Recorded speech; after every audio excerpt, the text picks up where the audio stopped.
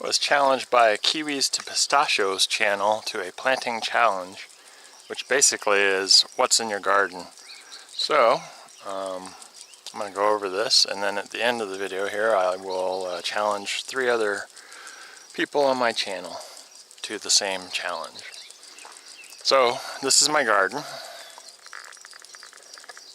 and what I have here is horseradish,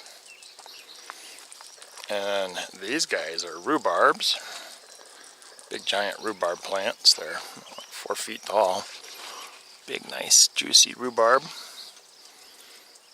And I have spinach, more spinach. Oh, volunteer carrots. And then what I do every year is when I have snap peas and sugar peas and any kind of peas, I save the pea pods because we have so many of them that we can't eat them all. So I save some of the previous year's pea pods and just randomly plant them. So this is just a random collection of different types of peas. And this row here was planted in mid-April. And then this row here was planted in early May. You'll see lots and lots of volunteer radishes in the garden. That's pretty much what all this stuff is in here, intermixed with the stuff I planted. So this stuff gets weeded and thinned and gets fed to the chickens. But here's some green beans. And then I had made some laser cut labels for my pepper plants and my tomato plants, but there's Thai peppers. Some more green beans back there. And this little squash looking plant is a kabocha. And all the way through this whole section here is corn that I started indoors, and I started the corn at the very end a week before the corn here, and then a week before the corn here, and then a week before the corn here. That way all the corn doesn't ripen at the same time. This is all the same type of corn. It's sweet corn. And I can't remember the actual corn type it was, but it was stuff I saved from last year. This is kohlrabi. This was started indoors also. And you can see I've thinned through these radishes, and these are just volunteer radishes from last year. Another green bean plant. And then I have this calabrese pepper, another calabrese pepper. And then have these new peppers here. These are ahi peppers. They're supposed to be really hot, little tiny peppers.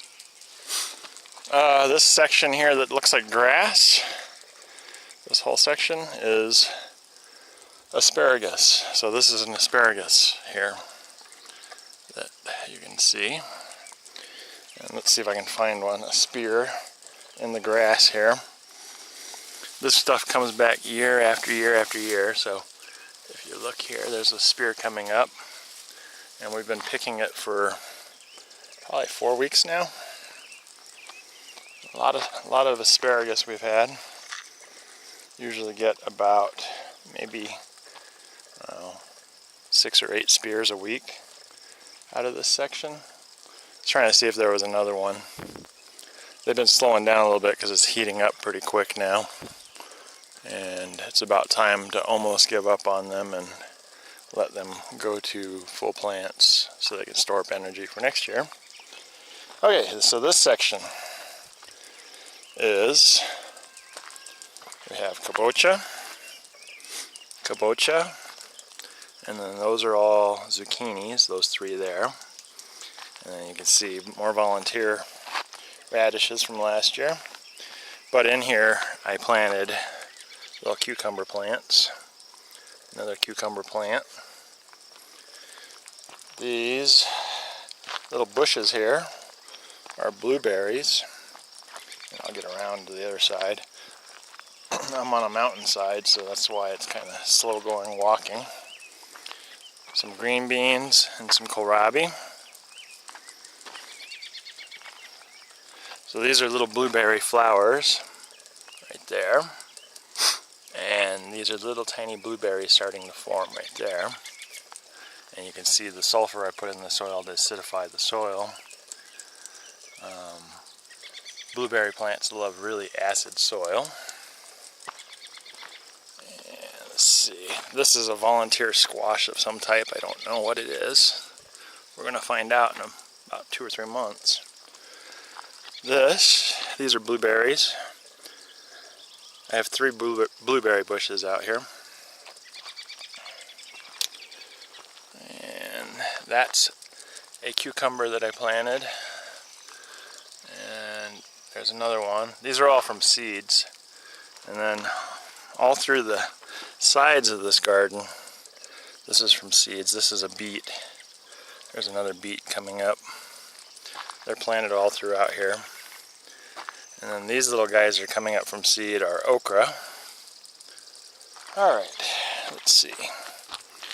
This section is all from seed. These are kohlrabi coming up here. Another kohlrabi here. And that's this whole section here. And that comes up to another blueberry, the 3rd one. Alright, let me just pan around here. And this is tomatoes that are caged. And each one has its little label on it. This is a pink heart tomato. A little tiny tomato there.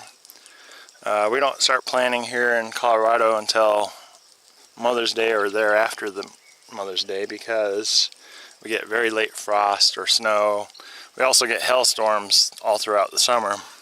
So it's a gamble whether the plants in the garden will survive. Let's see, this is a Sicilian. A Sicilian tomato coming up, and that's a Sicilian on the other side. This is a Whopper tomato. It's starting to flower now. Little Whopper. And this is a cherry tomato, which we liked last year. Saved the seeds. Don't know exactly which type of cherry tomato it is, but so I just labeled it cherry tomato. And this one is a medium red tomato that we liked last year. There's 2 of them here. And we saved the seeds from that. Also don't know exactly what type it is, but it's growing nicely. It has flowers on it. Alright. So we plant a lot of tomatoes indoors and get them started. And these are all the ones that are in cages that we want to actually grow. But there's a lot of leftovers, so I throw those in the corners of the garden along the fence line. And they can grow. This is a fox-nosed tomato. This is another Whopper. And that's a medium red, and not one of the seeds we saved. And another medium red tomato. Oh, here's a little yellow cherry tomato that I made a label for. And there's a fox nose that I made the label for. Oh. And then also in the middle of the garden here, we have an Asian pear tree, which has been struggling up here, but it's growing right now. And it has little pears on it. You see them right there. There's some more. I'm going to go walk over to the other garden now and show you the other trees. Alright, so this is the other fenced off section of garden I have. This was originally my first garden, and the plants never grew well here except for the strawberries, so I just let the strawberries take over, and I have a giant strawberry patch. We get 20 to 50 pounds of strawberries usually every year out of this patch. It goes all the way over here. But at the top, there's green onions, and then some more onions. And then all throughout here, there's garlic. This is all garlic in here. So there's probably 1,000 garlic plants in here. They're intermixed in here. This is an apple tree that's above this garden. And it's loaded with apples. You can see apples. There's lots of apples on it. We'll just scan around. There's some more apples. Right there. And there's another apple tree right there, but a bear attacked it and tore the apples off of it. Now the tree is really struggling. So it's like all torn up and dying. Poor apple tree. This is a small pear tree, one of the last ones I planted. And this is an apple tree. I don't know if this one has a lot on it. There's a few on it. There's some apples right there.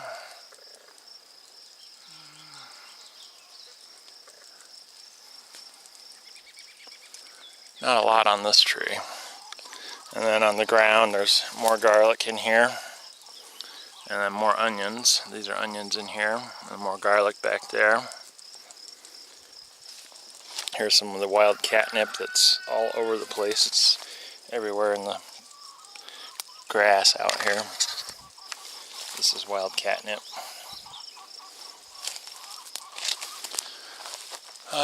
This is a pie apple tree, and this one produces the most of all of our apple trees. As you can see, this thing's laden and starting to sag. The apples aren't that big on it yet.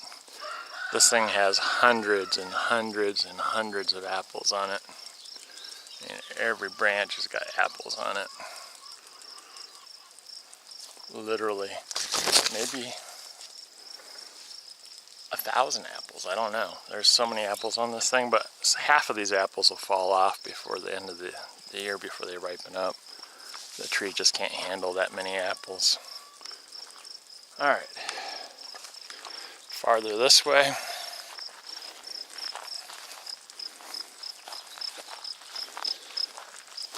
This is a pear tree, and there are pears on it, little baby pears. There's a little pear there. Another little pear there. It's not loaded with them, but it has pears on it. And then this one is a peach tree. And there's not many peaches on it, but there's a peach. Let's see.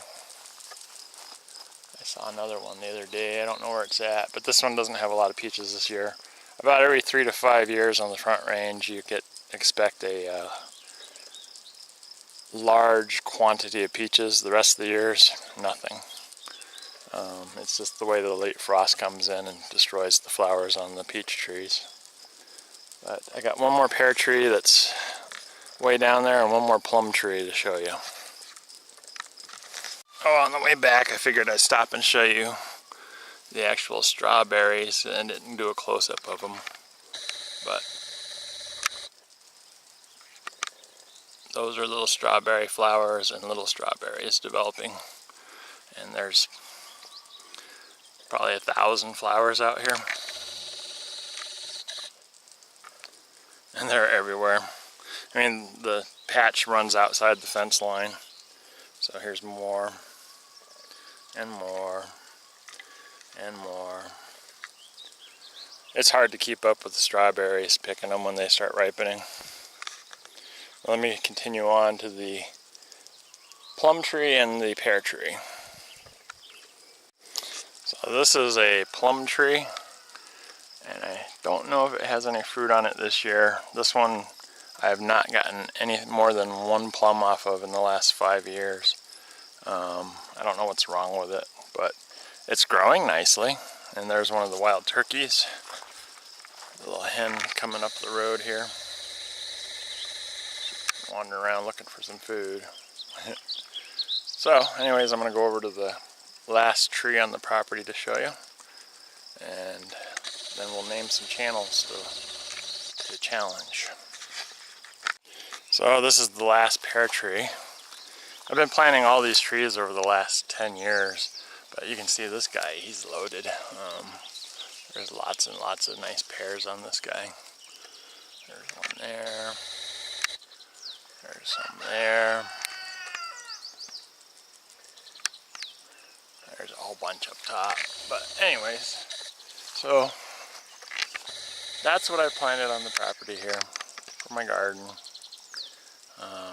Let me name off 3 channels in a few seconds, and then we'll be done with this video. Here's one I almost missed. I planted this little tomato plant in a pot on the roof of the garage. Anyways, these are going to be the channels that I'm going to challenge to the Vegan Kiwis to Pistachios planting challenge. And here is his link in this little rectangle. And then the first channel that I'm going to challenge will be Colorado Martini. And it'll be in this link. You can click on this. This will bring you to their channel. And the next channel I will challenge will be Food Forest Permaculture. And it's in this box here. Click on it and you'll get to their channel.